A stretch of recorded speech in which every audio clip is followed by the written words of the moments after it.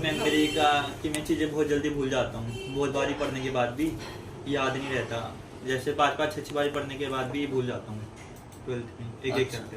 तो हम आपका समन्वय चिकित्सा के थ्रू बताते हैं। हालांकि दवाई तो हम बता सकते हैं आपको, लेकिन आपका नाम क्या था?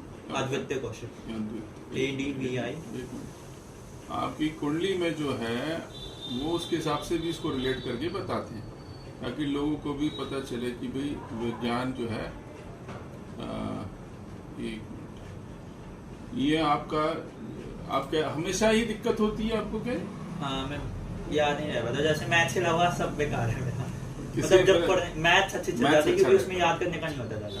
देखो, इसमें जो योग बना हुआ है एक एक्सेलेंट योग है, और उसका कारण क्या है कि जो पुराना जो चीजें होती है ना वो आप पर हावी रहती हैं।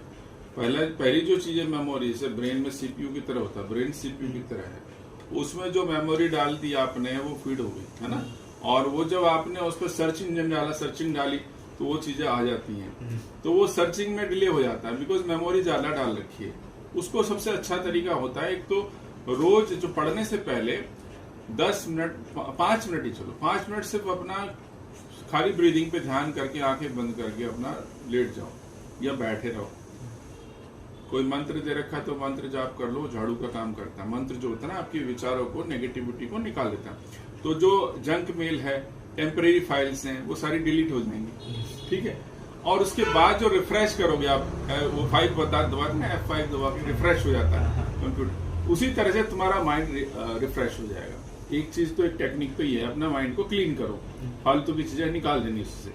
दूसरा, फिर जब पढ़ने बैठो तो उसमें क्या करो, तुम्हारे को यदि चीज याद नहीं रहती तो जो पढ़ते हो उसको पढ़ने के बाद एक आपने पैराग्राफ पढ़ लिया, और उसके बाद किताब की तरफ बिल्कुल मत देखो, और कंप्यूटर से पढ़ो मत, बुक से पढ़ो। दूसरी चीज। तीसरी चीज, जो आपने पढ़ा है उसको इमेजिनेटिव फॉर्म में रिकॉल करो, उसकी इमेज बनाओ। ब्रेन की क्या कैपेसिटी होती है, वो इमेज को पकड़ता है।